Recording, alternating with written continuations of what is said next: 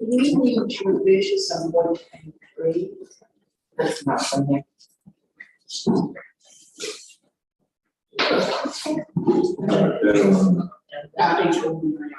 Doing no extraordinary item. I'll say, that's been done by each,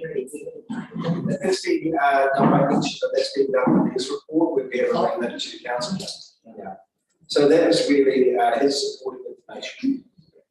And then there was the more rates. Yeah.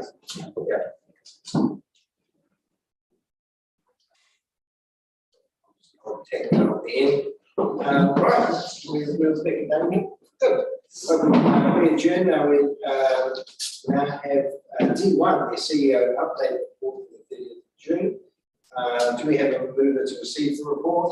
Pam, seconded. Karen, all those in favour, say aye.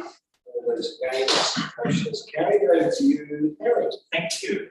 So again, there's two items I just want to update you around about progress with the 3 quarters and the reform. And the second is just a quick heads up on some of the RMA reform matters as the picture is emerging. So last time I reported to you, we literally just received the response from the steering committee around governance accountabilities, but we didn't know what the government was going to accept and what they would include in the Water Services Bill. So this is an update about what's happened since that period, what was the last council meeting. So formally, the Water Services Entities Bill has been introduced to Parliament on the 2nd of June. It's had its first reading on the 9th of June. There's a select committee process, including submissions, July, August, and still time to be confirmed how long that will actually go for. The bill establishes the water services entities. It establishes the ownership structure, the governance and accountability and transition arrangements. And it sets and schedules transition arrangements to the new water entities. So it's really about establishment of the structure of the entities and how the system will work as opposed to what the system will actually deliver. So there will be further legislation later this year detailing the implementation arrangements, including asset and debt transfer. So we haven't seen that yet, and that's a critical thing for us that we need to know in terms of how we manage this forward. It will also, that legislation will also cover the powers and functions of the water service entities, which includes pricing and charging. And the intention is to harmonise the pricing regime. So everyone's basically is paying the same amounts depending on services. It also sets up the economic regulator. The economic regulator is, if you like, the consumer watchdog. Effectively the ombudsman in terms of so remember it's a 3-part system. You've got the water service entities, you have the standard supply to water supply and wastewater totality ROI as a regulator, and you have the economic regulation to decide. So the system relies on all those 3 things being put in place. So what's in the house right now is actually just the first bit, which is the middle bit of the entity itself and how it will work. And then there will also be, in the further legislation, will be changes to local government legislation to enable these things to occur. So, for instance, currently the LGA does not allow local government to invest assets, water assets, and those types of things. So they will repeal that section of the Act to allow the assets to transfer to the entities. So the bill, this is a quick whistle stop. I've written it all down for you. I'm sure you've read it. Running through just to give the overall context. So the bill that's in the House now focuses on the establishment of functions, the governance, and the oversight arrangements.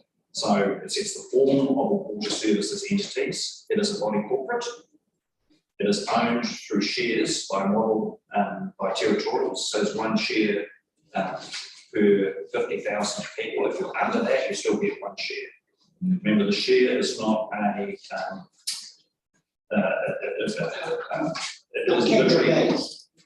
not it's just it doesn't have any return. It doesn't. You don't get dividends or those types of things. Literally, it was deliberately done to show that territorials had a stake in the entity, but most importantly to provide protection against privatisation. Gary, can I ask a question? Are these entities, are they public or are they private or are They're they? public entities. They're public entities. So, They're body corporate. sorry? Pardon? So body corporate is not public. Yeah. The body So corporate the is entity special is owned by, the entity itself is not a private, it's a public body.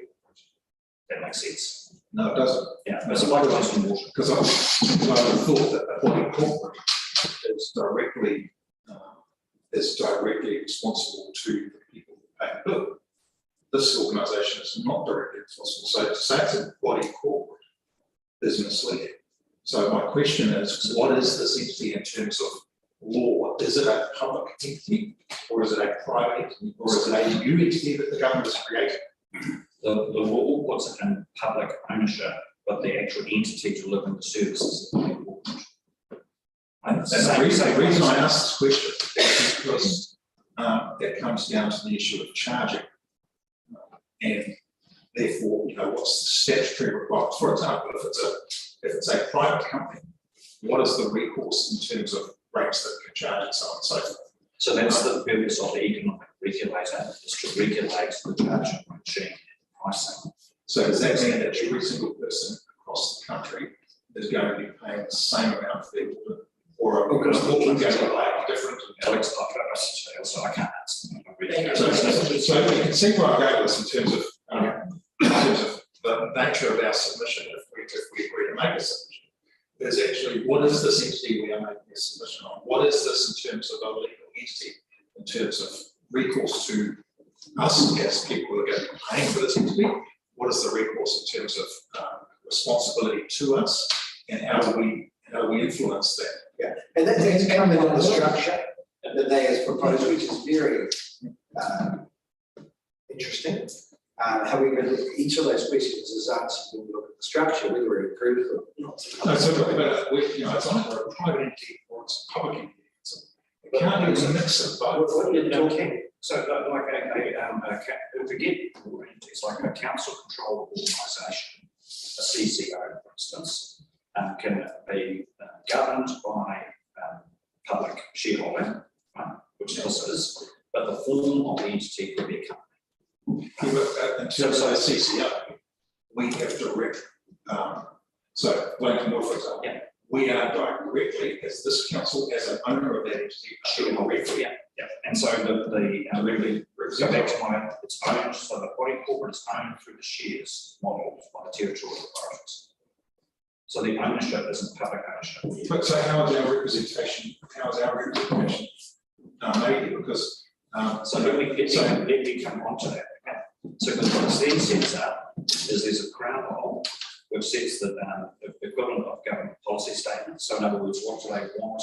What are policy settings, the quality of water, the standards, all those types of things that they want the entities to put in. So the crown will set an instrument called GPS, it's very similar to transport about what it wants the entities to achieve. But it also has the crown has the ability to monitor, oversee, and intervene based on the LGA if they need. And they're all the details of the bill itself. Okay. First, there's a regional representation group and allows for regional advisory panels to get that sub-regional. how is our representation on that regional representation group done? There's X number of council appointments. Yeah. There's 14 councils in our district. Yeah. On this entity. Yeah. There are not 14 positions, so we are not represented. We have one share. So how is our representation guaranteed on that organisation? It's not guaranteed. So that's the problem. So it's asked that the regions are, please on the message. So I'm blaming you, Harry. I'm trying to do This is I'm just reporting on the architecture that we can, because the whole argument was if you had 21 councils around the table and never be able to make a decision in the representation. I completely understand that, Harry. That's not the point. But so it might be part of our submission now, so. Yes. Well, that's what I'm trying to get is, we're talking about this as we go through. These are issues that we need to actually debate about. So, and do people agree with what I'm saying? Because this will form part of our submission, saying, we are not represented here. They just walk through because because that question is what does the regional representation group do? Right. And I'll come to that.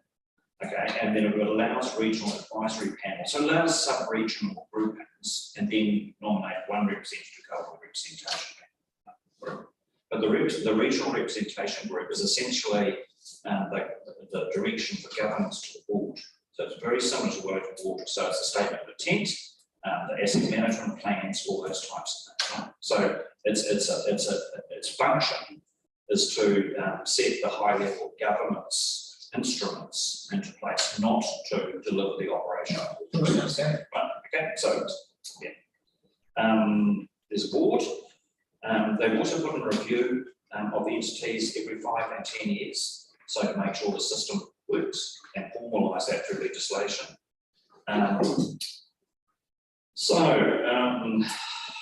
The sort of the Schedule 1, which is the transition arrangements, the establishment period from enactment to 1 July 22, that's the establishment phase, but it's day 1 approach, so it's supposed to be up and running day 1 of July 2024.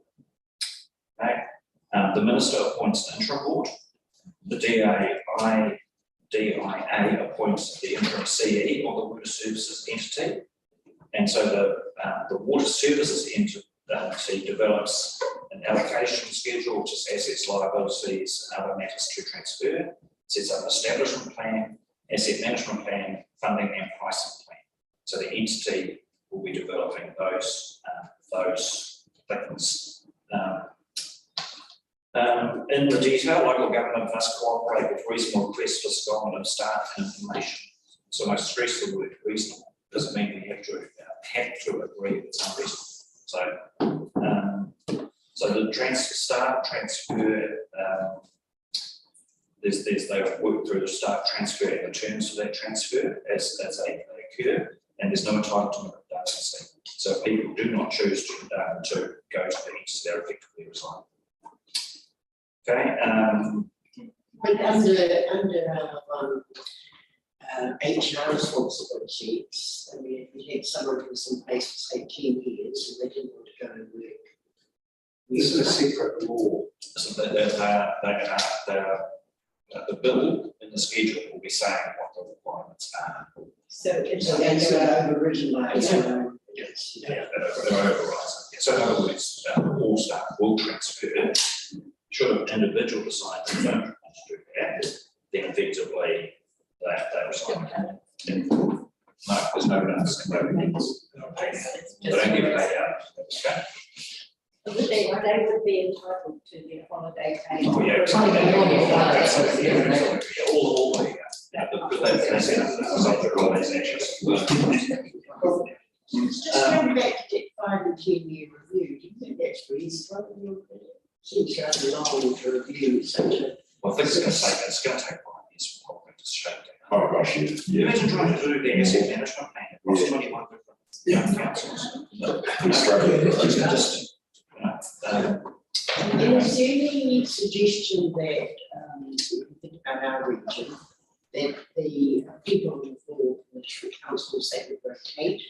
No, so the board, they've been very clear, they will be skills-based. They're not going to be, they're not. So the regional Yeah. representatives from councils, the different councils, is there any suggestion those positions would rotate? No, I think that would be by election or proposal, I think, within the contributing councils. Yeah. So yes, there's a There's a possibility, yeah, I don't see it on. The executive told me they're not there. No, that's not how this reads. It says that regional representational group appoints the board. Yes, that's So we have no say in the appointment of the board. We will only have a say, something I'll never say in the regional representational group. How often is that? How often do we get to vote our regional groups? I mean, this is all the level of questions we still don't have. Townhouse, town. So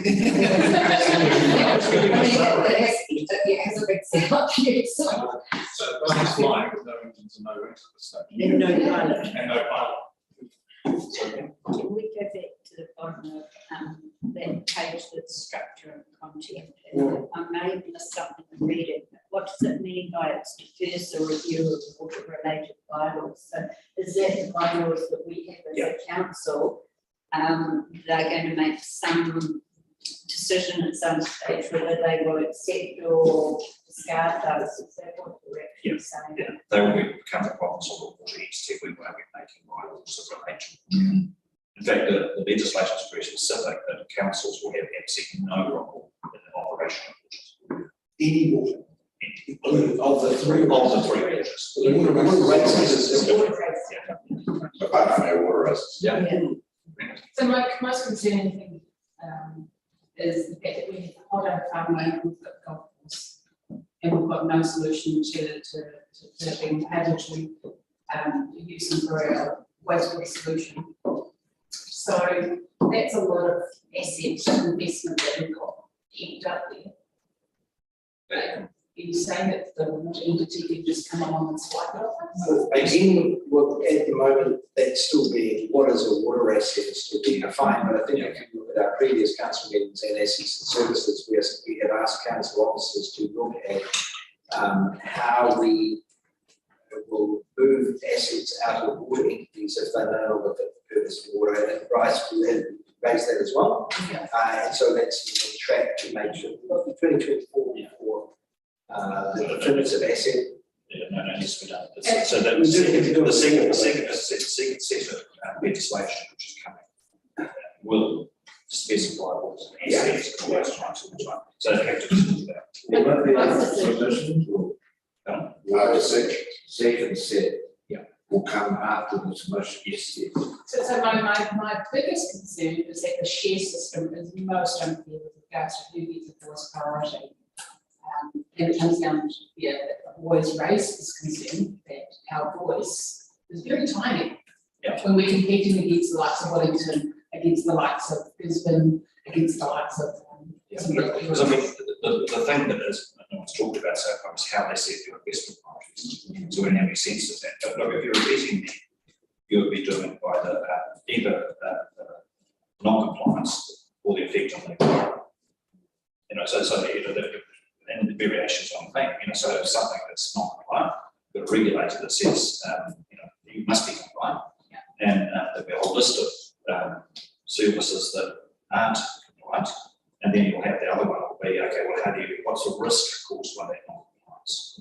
So, if there's imminent risk to water quality, all those types of things. But look, I don't want to speculate, but I'm just saying, if you're sitting down, that's exactly what you would do. So, ones that are currently compliant, and working well, they won't be on the high up the list for investment. And it's not about completely carry, but you're providing us with the feedback. And this is our only opportunity to openly discuss these concerns. But we as a consolidated council around the table not actually come forward with our actual position. So when do we actually get an opportunity to actually stand up? I think at the end of this, we'll be talking about whether we want to make a submission to the steering group. Yeah. And what they, so I had in that, so there's a lot of questions that we're going to get to. So the submission to that being asked, it was raised at the Wellington and Middle Four, whether Wellington Water would do a combined submission. Really not.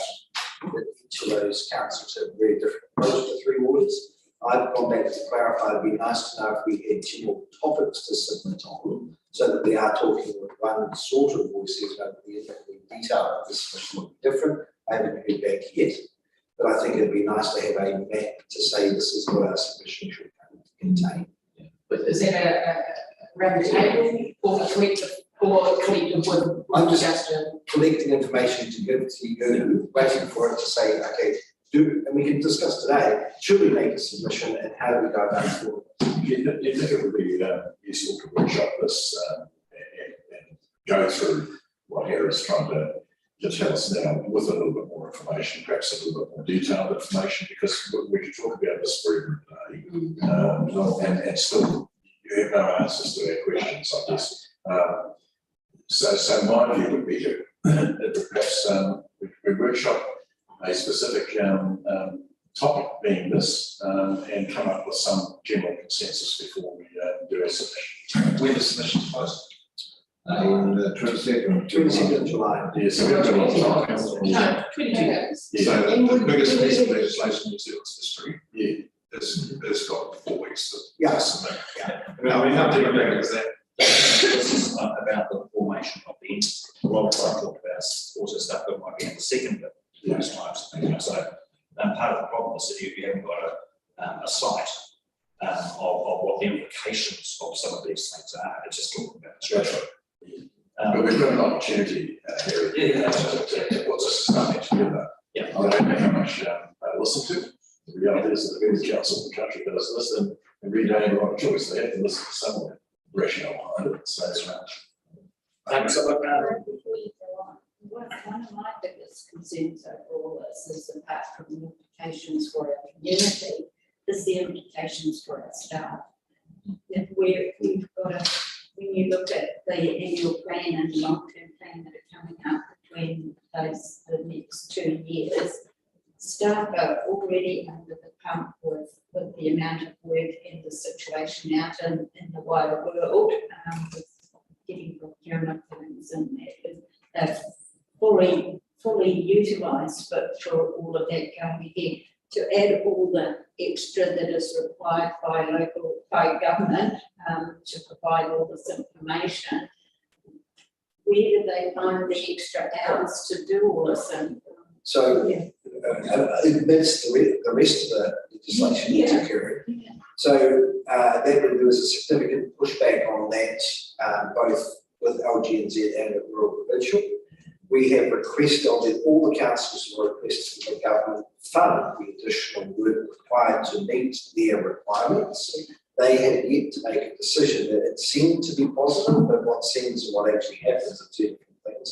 And then it's up to Harry to then work out, is this an external resource we bring in, or can we try and move this around? But it is our expectation that most of this work has to be funded. But in our annual plan, we have assumed we are not going to get the funding and have accounted for the work that's required. Is that a fair point? Yeah, That's right. Can I ask you a question, please? On another meeting now, I would prefer it not to be which one, prefer it to be public. But we obviously only have 3 weeks, 4 weeks. So we would need to get each of the ordinary council meetings specifically on 3 weeks, this additional bill. We've got time. The way I do that is that we next week or tomorrow distribute a topics to start to form an opinion on. Then we try to compile some sort of range of topics to discuss to firm up the submission. Just to say this in the mix as well, but remembering that South Wairarapa district, it actually encompasses it's larger than anything else in the Wellington region. Like landmass wise, which includes all of our waterways. When you're talking about Te Mamo Te Wai, I know that, just hats off to the amount of work that Colin has actually already done with the Rumahana Whaitua. We know that there's already been a lot of work that's actually been put in. Yeah, I understand that and Councillor Fox as well. But when it comes to who represents, if they're talking about the water, why would they go by, like yes, there might be more per head of people somewhere, but if you look at how much water there is coming through, I think that the South Wairarapa district can't be ignored. Personally, I think that it's, I just want to put that out there.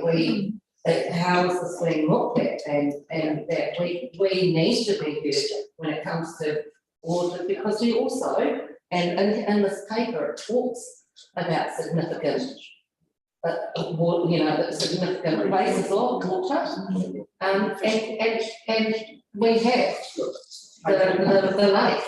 I think as well, then you raise another good point, is that whole submission discussion needs to involve the more extended committee. But I also think that if you say actually we want our voice very loud, that we actually tick the box and say we want to present this in person to the steering group. Well, I think any discussions, They're probably going to get 500,000 people, 240,000. So be it, we know Well, what. then, That's well, exactly then, right. may I say, can we please look at inviting the chair of the Māori Standing Committee and or another representative from the Māori Standing Committee if we are going to have a workshop? And I also think, public workshop, but I think as well, a big part of that submission is that none of our hapu have been consulted on this. And I think that is a big detriment to the actual. They have been for the late month. But I think the, So, They only need to eat. yeah, so without putting a whole damn on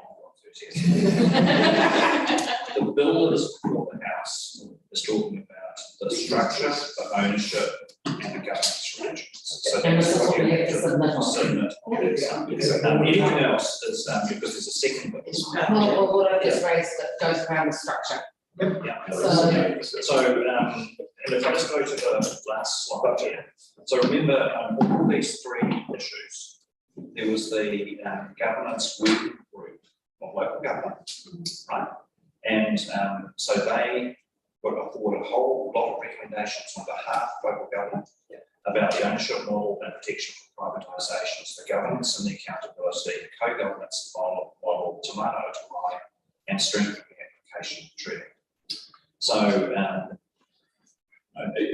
so if you gave a summary of the steering group material last time, once was submitted, the government was accepted, all of those. They're in the bill. Okay, so if we make a submission, we have to say, have we got something that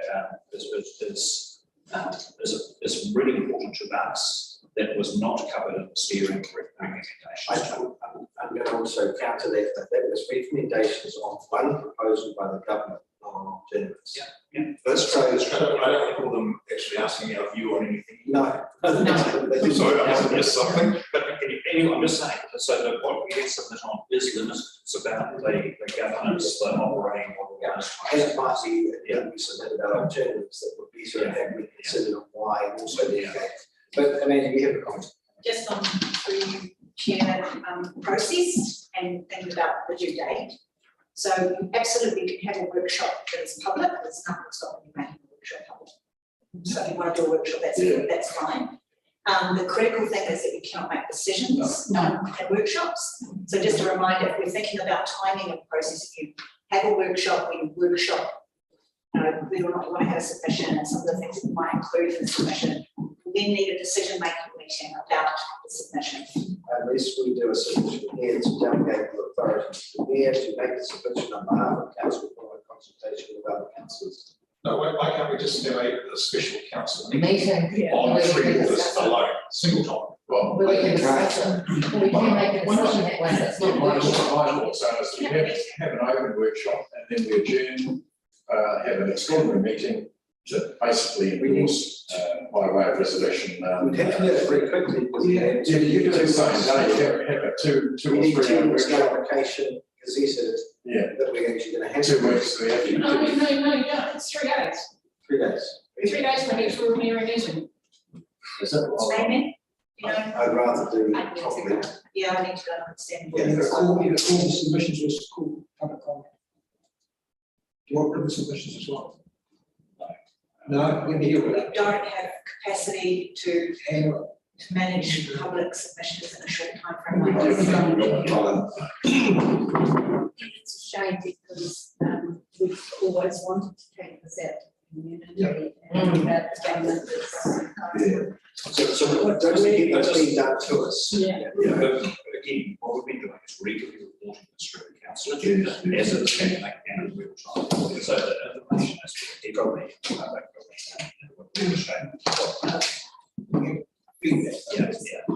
Just a couple of final things. So the act confirms that there's now the Eastern Central Water Services entity, not Central Eastern. So that's ESDC, that's what we're part of. And the boundary is unchanged and includes Naitahu, Takawā boundary at the top of the South Island. So that includes Tasman, Marlborough and Nelson. Sorry, that's really. It very much does follow. And So that in the final schedule is the planning document, so that these are the things that underscore what representation can support in terms of the board. Statement of intent, the exit national plan, the funding and pricing plan, and the infrastructure strategy. So those will be the key governance documents are referred to, and they'll give set the governance direction. The representation group would be signing on in terms of the board. The board implements those instruments. So that's exactly what the regional representation group will be doing. So that's that. So we'll try and work out a schedule. I'll get in touch with Google too. This is beyond Stefan and my capacity to actually do all the analysis like that into the detail of all this in a short time. This is as much a summary as I can get. So we think that on, Yeah. have you been given over? Well, But look, Dirk will try on top of this. Well, we do, there is, this work that's been done, I mean, this was done by the Wellington Water Council to read, which can help to inform some of this in terms of what various things. So I can circulate that. Okay, look, so I'll leave that there. So I gather the intent is that people would like to make a submission. Yeah. But I'll just put a reminder on that it has to be in terms of what is before the house. So we can't just go. No worries there. Okay, now just. Harry, even though we submit on what's in that document and what they're calling for, there's no harm in setting out what we agree on the other parts of. Same time. Yeah, because you can submit and support things, not just against. We can submit twice, the first. Yeah, exactly, that's right. But the other things you really just think about what you see, and I just don't recall the detail of it. They were asking for submissions on in the last few months, and there were so many submitters, and they worked out that they had to take 5 minutes each, and then added up all the 5 minutes and realised they would be 10, 14 days of submissions. So my view is that the more submissions that come from all councils, the better in person. Well, that's exactly what Great Bass Association is pushing, that every single person actually submits and ticks the box to present. And they can't do that, make a submission, and it's All right, this is the we've got around the next few days on having chief that with our votes, and see what Master and the pattern are doing. Yeah. As well, but it's still proceeding separately with some. Yeah. Oh, Aaron. Okay, so look, I'll just give you an update. We're going to do some presentations by David Parker at the Minister Parker at the Royal Provincial meeting. And so what I've done is this is largely from the speech, but so I've copied into this paper some background, which is what is the Act currently, what the problems are, and so forth. But the elements of the new system are important. So I'm just going to page 314. The key thing is the role of council for the new system is different from what it is now. Okay? It's not going to be the same. So councils will still operate the system. So that'd be, but the role in making plans change. So what's going to happen is the equivalent of the district plan, the regional plans, they will all elevate to a regional level. They'll effectively be a unitary. But there's a whole context that sits around that. So there will be a national planning framework, probably the equivalent of a GPS again, which is what is the government trying to achieve in terms of resource management. There will be one national and built environment plan for each region. And that will cover pretty similar things. It's around the resource use, its allocation, land use management, etc. But more importantly, we also say it has to give effect to national direction. Right. So one of the criticisms of the RMA in the past was the absence of any national direction. 30 years ago, the RMA was brought in and contemplated a whole suite of national instruments around freshwater quality, land use, and they were just missing for decades. You're seeing them being produced now. And that national direction will be called a national planning framework. The new plan, the National Built Environment Plan, were developed by a joint committee. And so hopefully, everyone's alarm bells go up, they learned from all the feedback around the three waters about the constitution, size and arrangement of how a joint committee of council will work. I'm contemplating it'll be not unlike the Regional Land Transport Committee plan, those types of that kind of structure, if you want something to hang on. But it'll be a little bit more complex than that. There'll also be a requirement for that to be administered. So you're going to have regionalisation of essentially the land use instruments. To give more certainty into the system. So they certainly read the National Infrastructure Commission report about the impact of the RA and consenting, particularly on the ability to deliver essential infrastructure. And so they're trying to essentially get rid of the category is called discretionary consent. They're not going to get rid of it, but they're trying to limit how it will be applied. So what they'll do is bring in a hierarchy of planning, which will start with at the top end, certain activities are prohibited. So you just can't do it, full stop, and don't even bother asking. You'll have discretionary, and then you'll have the equivalent of controls, and then you'll have permitted. Right? And so one of the things, so what the minister's trying to do is make those more certain, so the ability to argue everything on a case-by-case basis on the effect space becomes more limited. He gave a very good example in his speech. He said, for example, if you're doing any roadworks anywhere, one of the things you have to do is sediment and erosion control. And so right now, if you're us and we're applying for anything, we would have to look at the effects, we'd have to look at that particular environment, look at the runoff, water, and we'd have to make a consent around those types of areas. What he contemplates is a series of standards. So what you'll have is sediment erosion control standard A, sediment control standard B. So look at the type of area and say, well, sediment control standard A applies here, no argument. Right, so they really want to put a lot more certainty into the process, so it doesn't become an effects-based discussion for every single activity. So that's the logic of what they're trying to do. They're also trying to balance it out so they don't lose 30 years of jurisprudence. There's been 30 years of case law evolved here in most types of things. They want to try and keep that architecture in place. Has this got reasonably broad? Yes, absolutely. So that's on board with this structure as well. Yeah, so remember that the source of this is the Randerson report. So it's not as if they start thinking that we're going to reform the RMA unless if this big public they've got a report that literally is that deep on the table and it's made recommendations, so they're working through all of this. But definitely has gone down with us.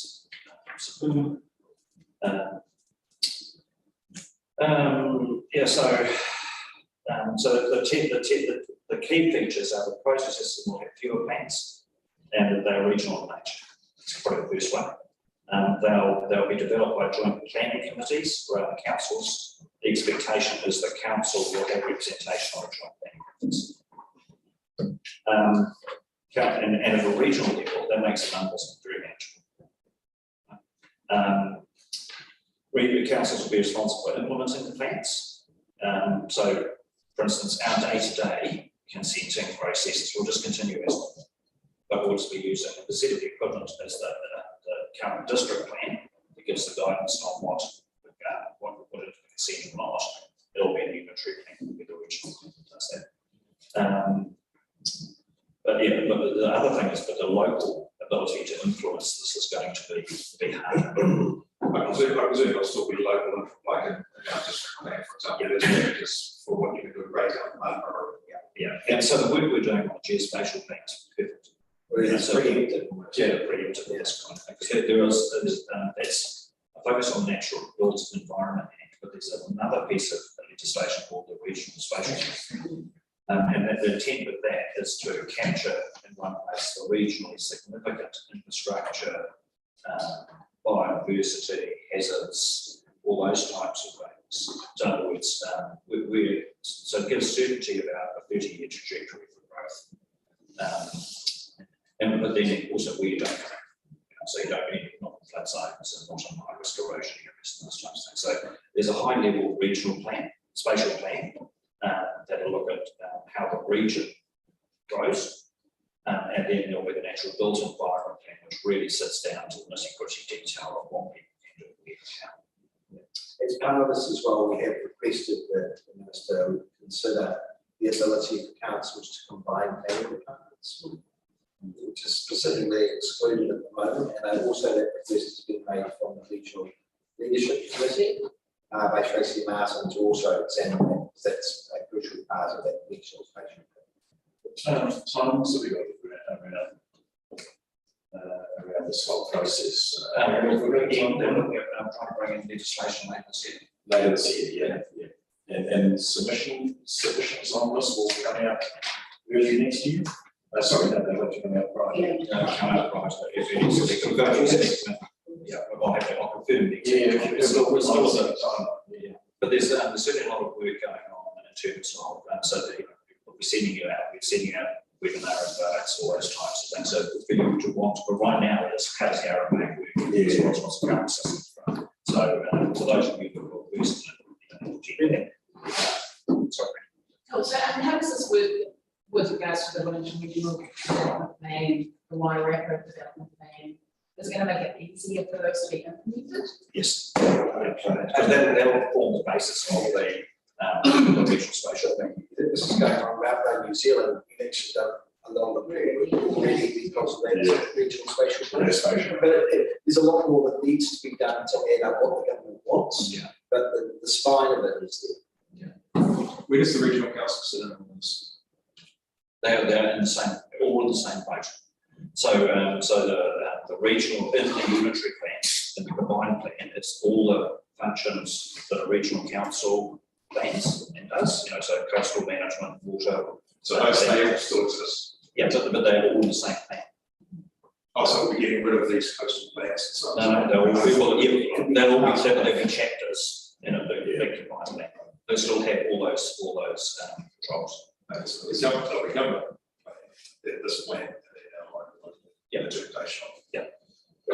So we will give that plan our risks, our requirements, our specific requirements will go in as part of that regional plan. You're at about 4 levels that we go through, so this is going to come down to 3. Currently, at a regional level, the requirement is for a regional council to have a regional coastal plan. Which the regional plan, not so much, but the coastal plan, but there will be a lessening in the number of plans. And just, there's still one other piece of legislation, which is the climate action piece of legislation, which is predominantly to deal with future issues around sea level rise and climate change reduction. And that's we're working on that as we speak. We didn't have Bill put a submission into the first thing we saw on our council's one, which you will see. Yeah. So, sorry, that's a whistle stop, but it's a great thing to be able to get around. Harry and I will talk to our councils and see if we can come up with something regarding that submission for you. Yes.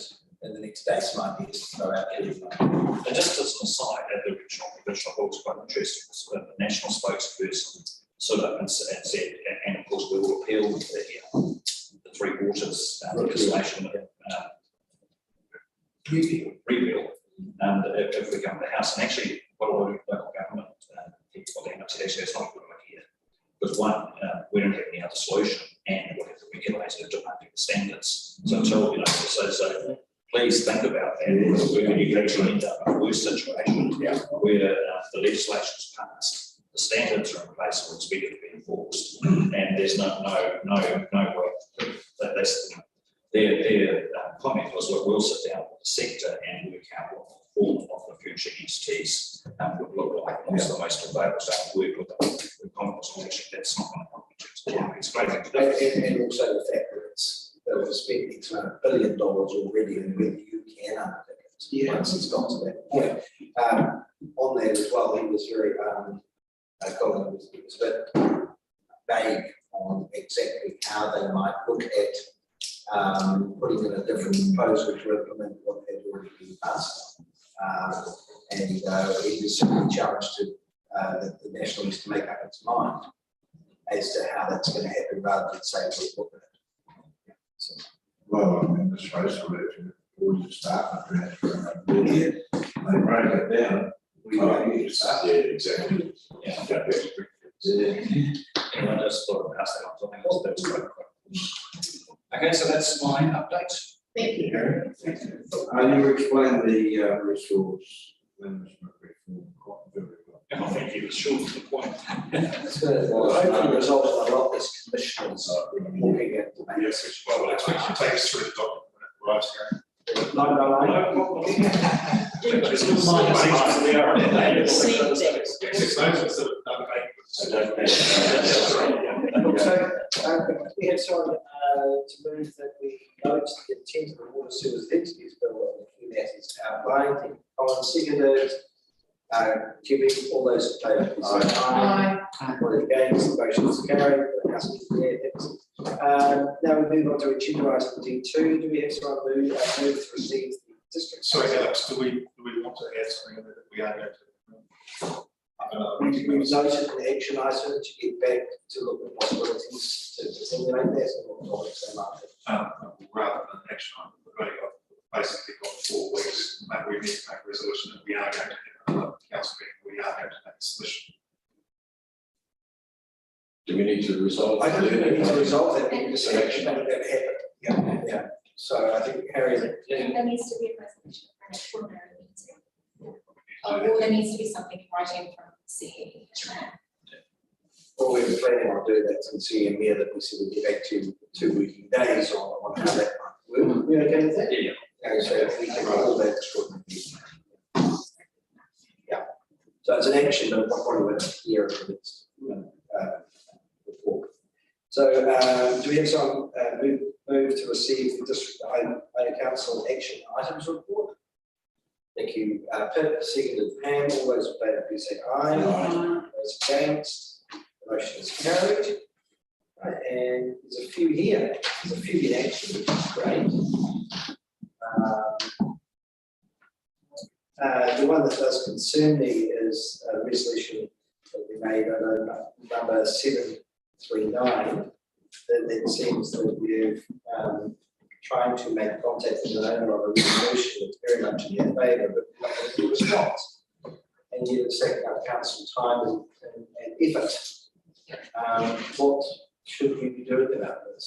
I mean, we don't want to reverse the resolution, but. 739. Very first one. Yeah, I mean, certainly in their interests, given that they built a house on a council reserve. Brenda. Have we actually seen the letter with a time frame? Russell assures me we have. Yeah.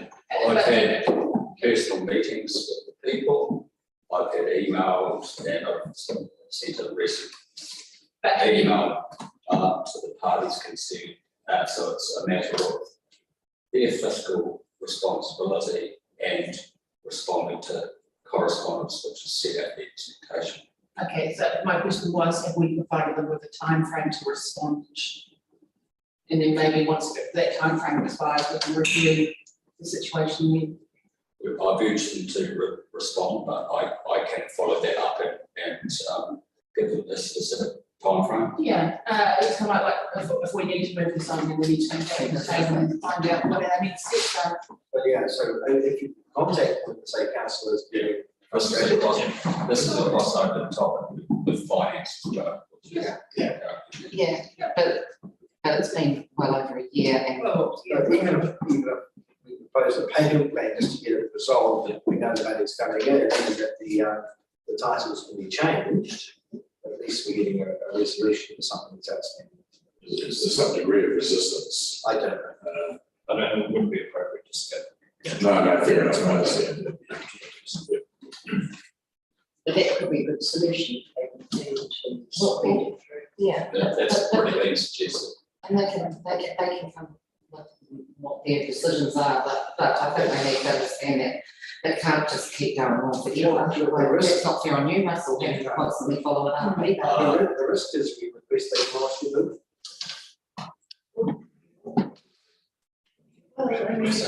Sorry,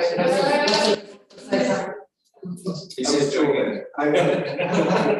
Job done now. Russell. Just in response to the councillor's positive suggestion of payment plan in terms of workability for the architects, that was suggested by them, but asked to encourage that, and I've sent through the emails, but I will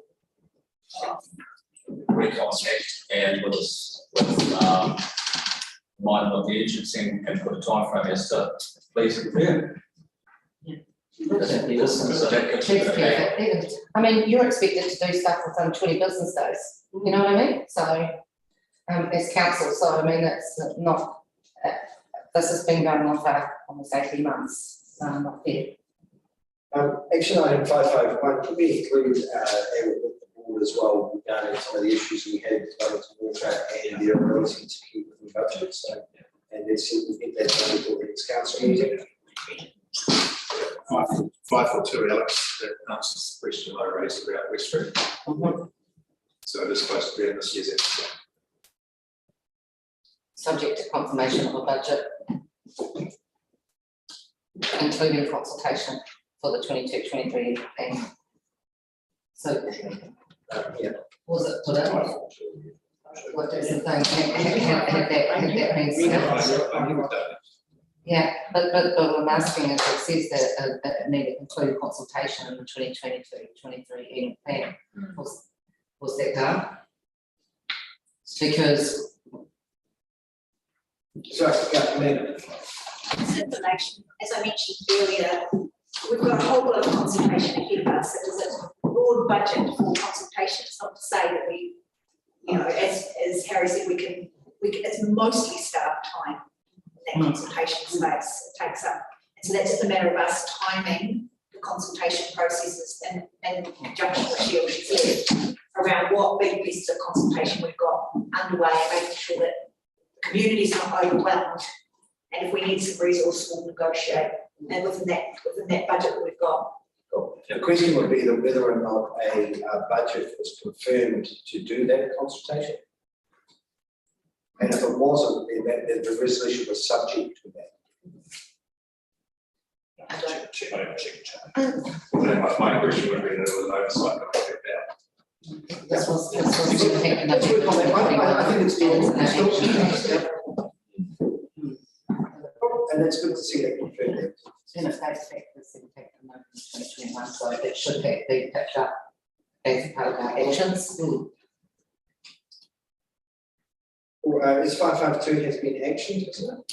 No, we're still waiting for that. Okay. But is that going to be part of 551? That's what we're talking about.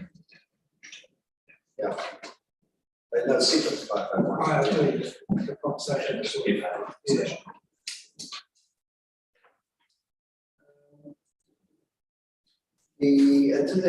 So 227, the information centre, it's not an eyesight facility, it's an information centre, to cobblestones. Has that been discussed at the Greater Community Board? Not in great detail, no. It was mentioned in passing, but certainly no support.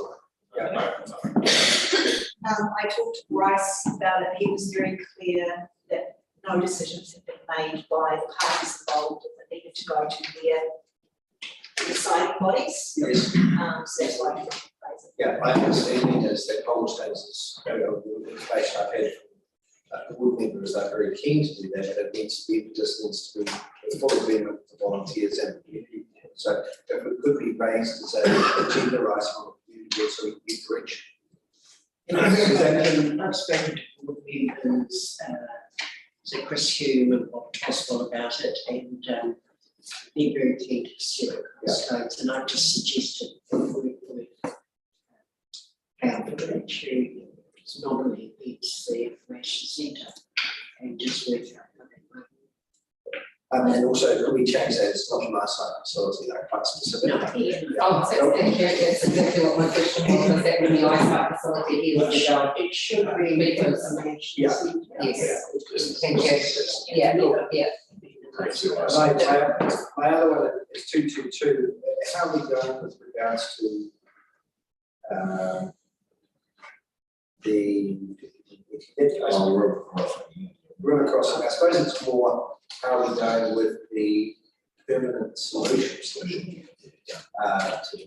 That should be coming to the access to services.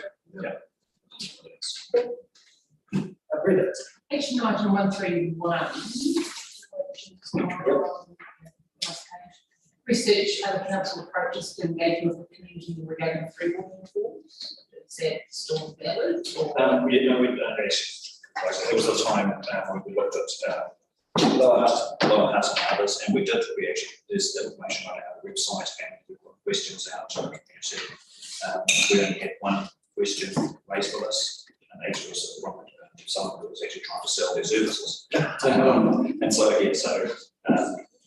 yeah, we'll keep on putting it. So we took the model, we put the questions up, and it's quite easy to see. It also came out of rural convention, also through local, I see it, we saw it, is that the pushback from council saying, and one of the folk groups that are pushing should be pointing the finger at government, not the councils on this, because, you know, again, this is being done to us, and that was sort of done in McCarville and Greymouth. They're saying, look, you know, stop pushing us, there are other moves, we're along the right. That's very much the opinion of the taxpayers union roadshow that's going around. It's being done to councils. Well, we have a responsibility to sort of basically present the views of the public, and I suppose all I talk about is the feedback making, and those that are interested certainly are their views to be about it. I would say rural views coming from probably urban. The rural is more confusing. I think rural is way more confused. I wouldn't mind clarification when we were with Philip Jones, and he said, made the comment that rural ratepayers will be paying for urban water, waters, and it is quite contrary to my reading of what's going on. Harry, have you got any? I'm being very surprised. I would suggest that over time they'll move to volumetric charging. So in other words, only people who are actually connected to the system and are using the water supplies and those types of things. Yeah. So I've just, you know, someone felt say that, you know, we start in touch. It's really So of course, Wairara introduced all urban about 10%, not the total cost across rural. So I suspect that's what he was thinking of. This is what Wairara actually. But that's quite different to the legislation. That's right. That's a very local response to it, and to take. But we'll call it that. Yep. Moving on to the mayor's report. Do we have a mover to receive this? Thank you, Pam. Seconded Lee. All those in favour, please say aye. All those against, motion is carried. We'll take this as read unless you have any particular questions. It was very interesting. The information that was given at the speech at the Pay Parade regarding policing in the South Highway and the effects that increased staffing are making to the way they're approaching having senior crime officers in the Wairarapa and having a dedicated drug squad for the Wairarapa and an increase in community policing in the South Highway. So it was really, really positive. The main one, we've talked about the task force for jobs and the funding, which is going on. The main one here, of course, so there was also a discussion on power cuts and for my correspondence Transpark.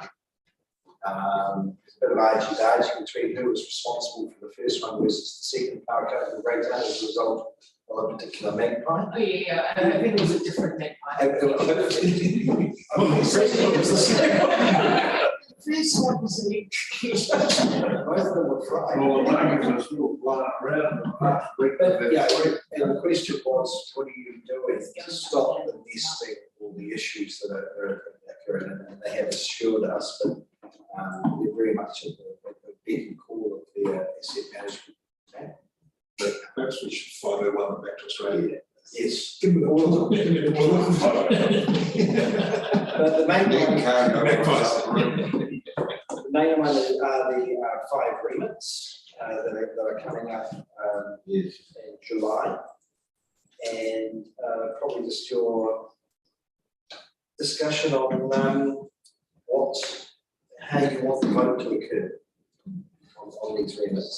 So the remit is to call on central government to employ and revenue fund for public transport for students, community service card holders, under 25s, and disability card holders, and to support them.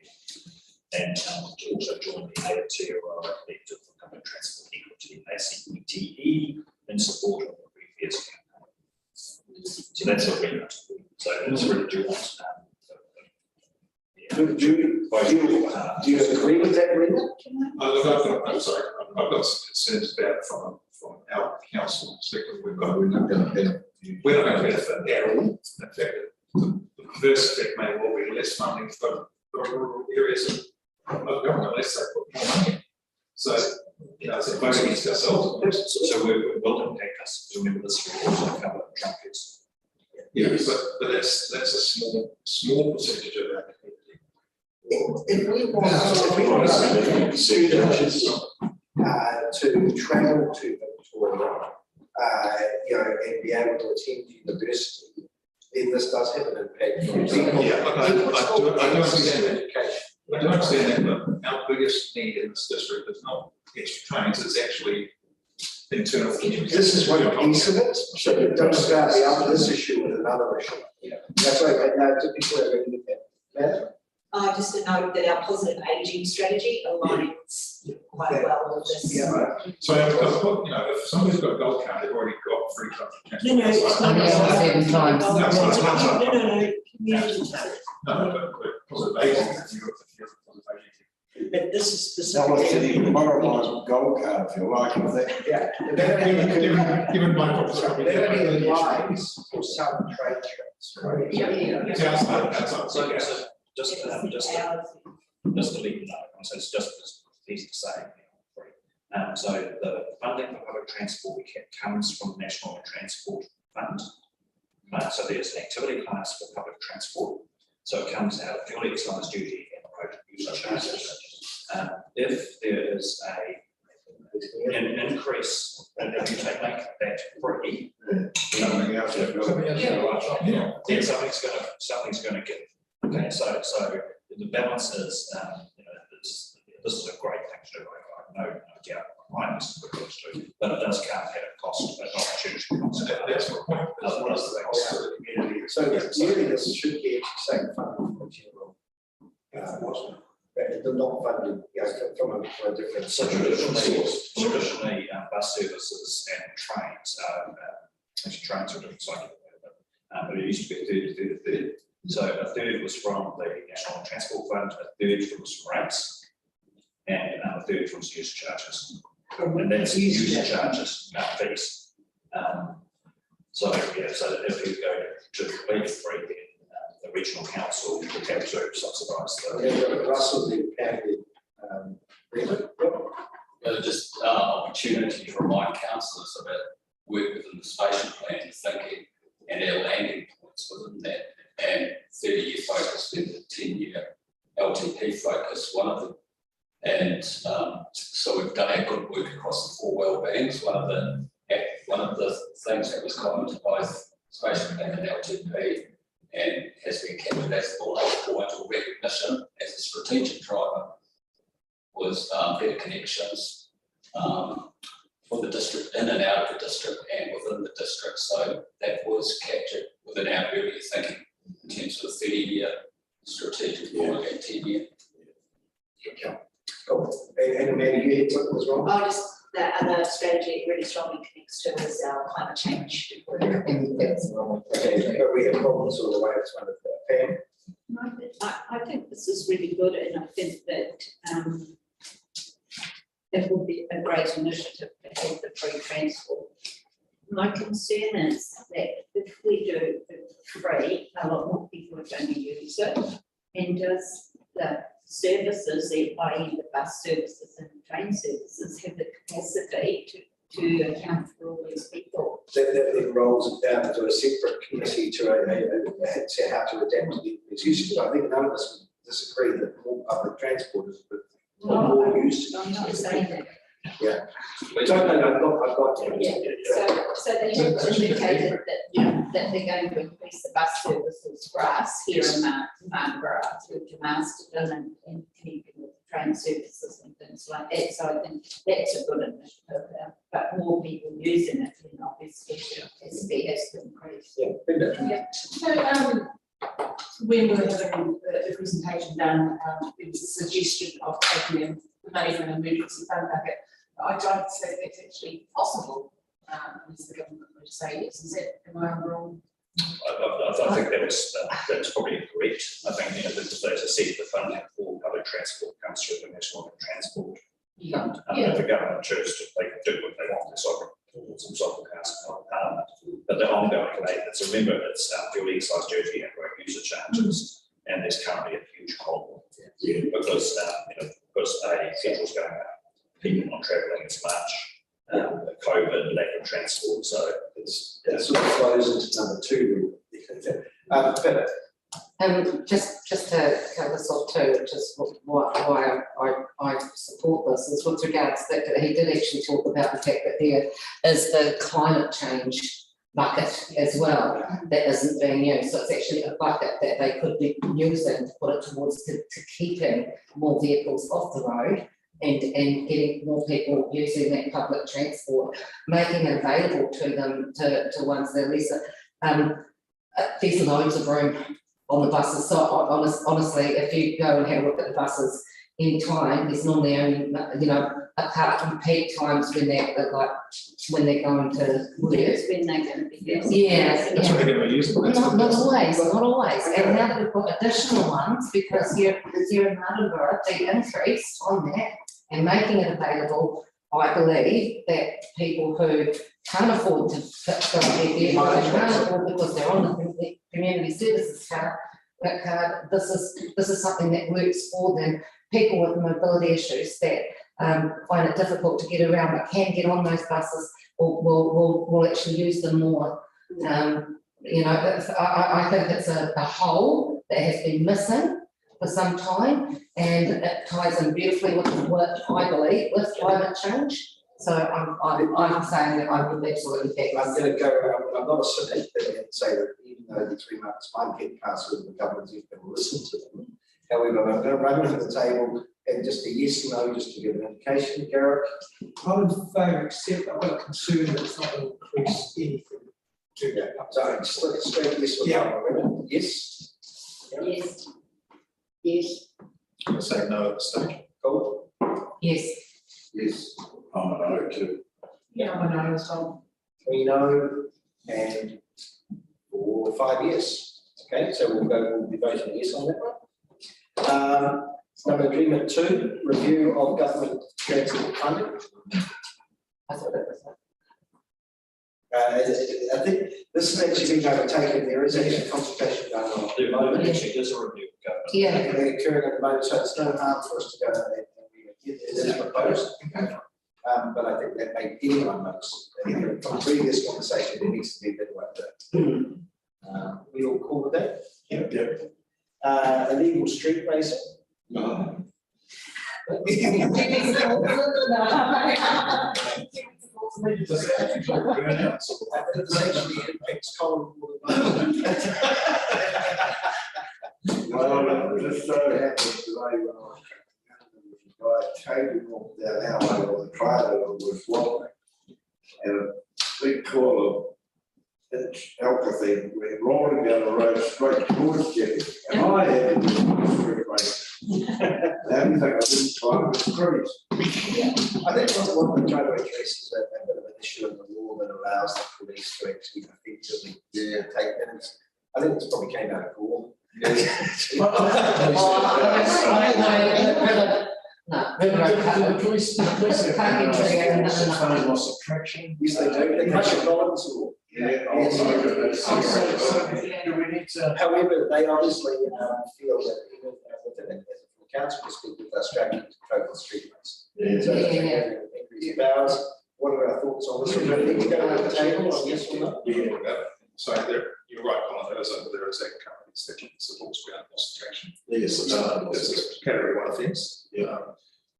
My personal view on this is that there is actually enough police cars already to implement this. In fact, if they're not doing it, We just need the police. it's not police, it is, and I know it's extremely difficult because the technology that is used in terms of social media, they're streets level on police in terms of notification, but So this is the establishment, the recommendations to establish a working group.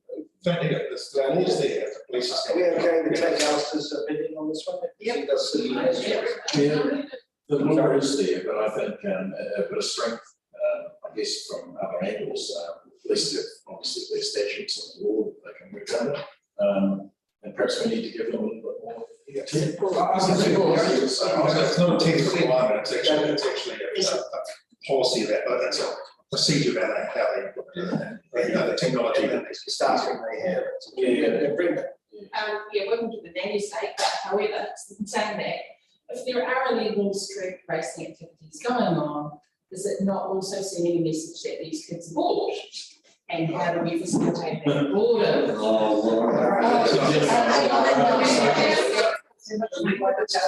legislation. Guys, the agreement is to establish a working group. Are we okay with that or not? No, around the table? I'm a yes, I've been through this. Yeah, I'm a yes. Interesting, yes, yes. No. Lee? No. No, no, Us all give it first. no. Well, I'm a yes on this one.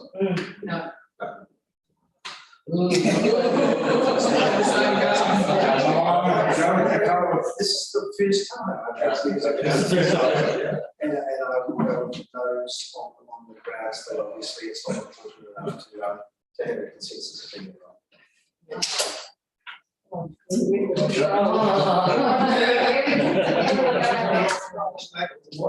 just remember, this is all of our neighbours. That's what they know, they're supporting it, so. It's our ratepayers that are paying to repair the roads when they've been. Yeah. The Yeah. thing is that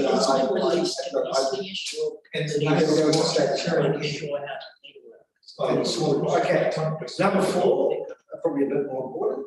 That the LGNZ lobby government to implement an infringement legislation by the large Prosecution, and so the only tool we have. We can't do it for the prosecution or the police. So, this is really. This is making up. Okay, so anyone want to speak to this one? Yeah, look, I completely support this. I think you're all aware of my view of bylaws, and if you can't force them, they're pointless. Anyone else? Anyone? I support it. It's just a bit more. And Bring this against. No, I'm just questioning what's the next step after. that'll come from, will the government listen to this? Who knows? Yeah, well, that's. There will be chances for submission if it progresses to the next stage. Yeah, we're about to have. And so, just for people's information, actually, that currently consulting on infringement regime for the Source Management Act, increasing about $1,000 to $2,000. I mean, would this mean that perhaps our zero equivalence with the groups? Did you say? If we have a bylaw that says it's infringement, yes. Exactly. Okay. There are infringements that might affect substitution. Number 5, density and proximity of vaping retailers, we don't really have this problem within our district. But I would actually like to say yes to that, because I have increasing concerns about vaping when promoting clusters of young runs and proliferation of stores around the country. So I would like to see restriction. So that's what we say, I actually agree, because it's encouraging rather than discouraging. We're starting to see the effects of vaping or what it's having on our health system with regards to one. So yeah, we should. Okay. And also, just to further ask, is there's no long-term scientific studies to prove that vaping is not harmful. No. Exactly. So, put your hand up. Yeah, Just be. I think I'd be remiss. Just be aware that, with these type of things, this is what we call an unfunded mandate. So what will happen if this becomes law is they will come to council and say, you must enforce this. Yeah. So I'm just saying, be careful. You mean enforce the shops that already come to the council that they are not making their bags? In the same way that we. The shops, the same way they do. Yeah, so the So- consequence of this is that we come to council to actually enforce. Cool, that's a good point. Harry, you did butter. I'm sorry. Right. There was a purpose to it. Yeah, I don't have, I don't have a problem with that either, and, Gotcha. I just, but I actually, yeah, I'd like to support this because you only need to look at the stats and, I mean, there is absolutely massive, the rise, especially with Tangatahi, so, going from 5.9% in 2019 to 19.1% in 2021, and I think it would be absolutely remiss on me if I didn't say. Before you go to, Amanda, you had something? We've got two pieces of policy by law that are related to this. So one is our smoke-free district policy, which is currently under review. So that's Steph's doing that piece of work now. And the other is the sale of I can't remember exactly how it's described, non-controlled substances or something like that. So that's like alcohol sales, we can make bylaws about how many sales outlets we can have and how much they are, schools and stuff. We've got a bit of scope in that piece of. So what you're saying is legislation is not required, it's still already within our powers. I think so. I can be supportive of both. Yeah. Oh, no. Okay. I was waiting. Yeah, I'll put my board trustees hat on here and say that the vaping issue at schools is spiraling out. It's absolutely spiraling out of control, and I'm completely supportive of this. The only fear I have, but if I want to vote, I'll get it. That'll go. Absolutely. Yeah. But it's cool and it's easy to get. I think this is very much an urban densification. No, it's not. No, sorry, I'm not saying the problem. What the agreement says is about density and proximity as opposed to banning. Yeah, that's right. Right, so we've got to be careful about what the agreement says. What they're saying is that this works in urban where you might have 5 vape shops in a particular area as opposed to here where you might have the service station sales. Yeah, but the things where. Yeah. This is something in our planning that would prevent, say, 5 vaping shops in Britain. On the type of plan. So that to me points Yeah, next to sure, here. that's Yeah. The use of this agreement is quite different to actually the policy, which is to ban the use of under 18s. Restrict sale of alcohol, so. I thought they. It's stores. Oh, yeah, so they're taking it away from supermarkets. Well, I've done that now, it's, service stations are restricted, what flavours they can sell for vapes, for instance, they have a tobacco flavour only, they can't sell all the fancy stuff that attracts, younger people. Right, like our theory. No, so I'm gonna go around, yeah. I'm just gonna point that shouldn't we as a local body be involved in determining where people buy, surely it's. I want to support this agreement. So I'm actually against that. Okay, no, Pam? On yes. Yes.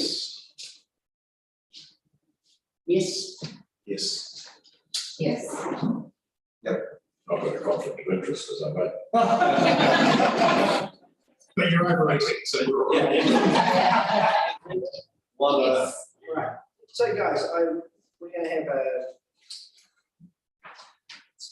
I'm going to, do we have someone to move that in the with regards to the remits, the mayor will vote yes to items 1, 2, 4, and 5 as read in the. Seconded, Can I, no, yes, but can you make sure that it's noted who voted yes and who voted against, please, because it's a split vote? it's already. Yeah, Oh, okay. no, I'd like all each of the remits to have who voted yes and who voted no and the split. So you want me to do them individually? The councils, you mean the Yeah, other councils? Oh, you want The councillors, because we all voted, No, we had a straw poll. We're straw. but we all voted yea or nay, so I think a lot of the time it's not. It's all It's being recorded. recorded. Okay, yeah. So That's really it's not really So taken. is that the amount of Amy recorded who voted yes and who voted no? I'll try, but I think. Yeah, I just don't know whether it's gonna pick it all up. That's. So, but that's that doesn't really matter, like I voted no against one, but I've said yes to that, I was voting yes to one, because I was outvoted, so that's the one, as a council, we've agreed. Yeah, well, because that's what democracy looks like, but still, I like it when I say yes or no to something, I like people knowing. Okay, would you like me to go through them one by one? Pardon? Okay. Oh, is that easier for you, or are you able to just use it? We've also seen that on the spreadsheet with remit 1, 2, 3. Yeah. Names, you just take it across and everybody. I think it's important, Alice, and I understand what you're saying, but the reality is you've asked us for direction and you vote at the end of the day, the remit. We've given you that, and you have our authority and our endorsement basically to vote on our behalf. Away you go. So. But all those in favour, say aye. Well, we've already done that. All those against, the motion is carried. Right. Any other discussion on the mayor's report?